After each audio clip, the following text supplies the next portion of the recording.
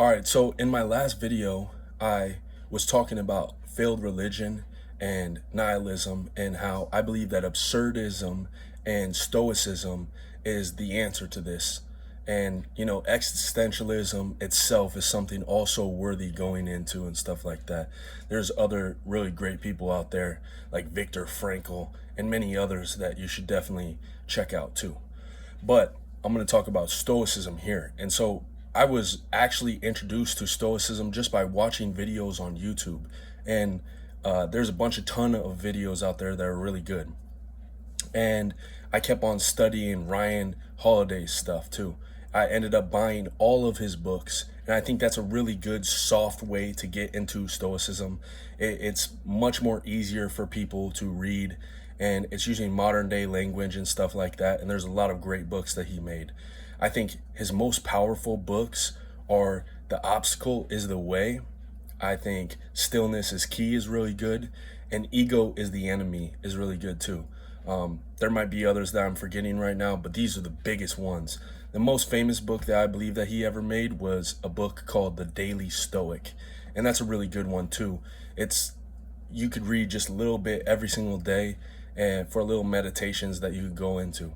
But honestly, I regret that I didn't read this book that I'm about to talk about next much sooner. I should have just started out with that. And so that's why I'm really recommending to you. If there's one Stoic book that I think that everybody should read, it's this one, right? So it's going to be the complete works of Epictetus, right? You got the Enchiridion in here, and then you have discourses in here. And there's a lot of great YouTube channels and stuff like that talking about their own interpretations of Stoicism.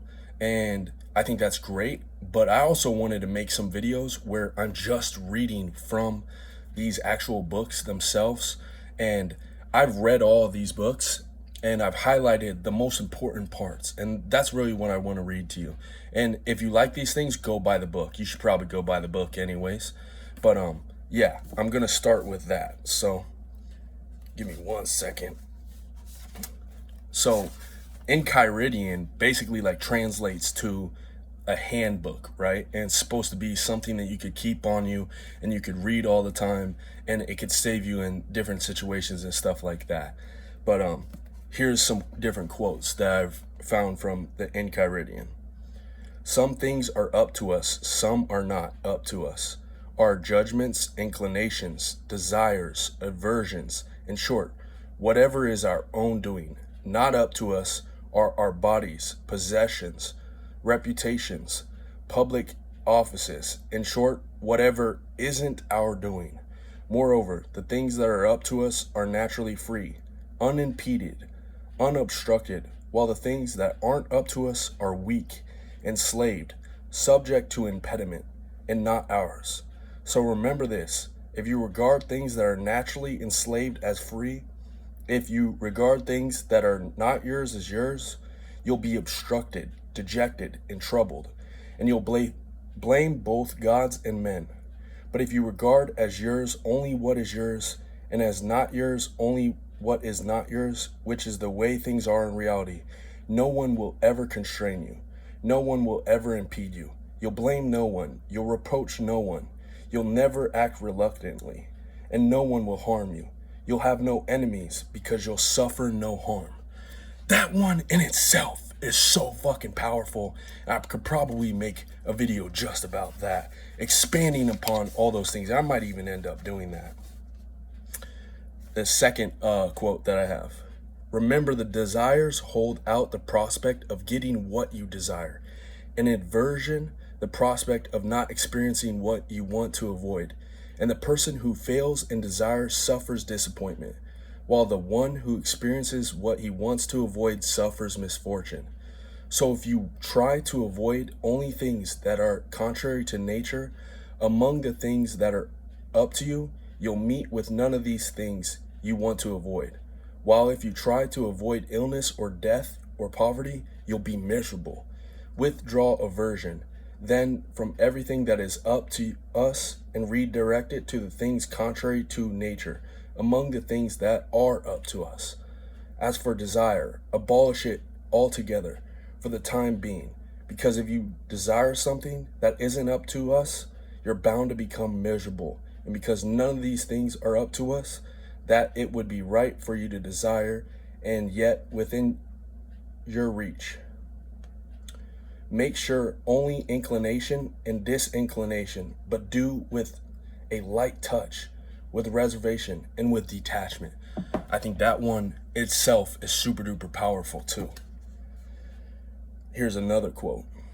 When faced with anything you find attractive, useful, or lovable, remember to tell yourself what kind of thing it is.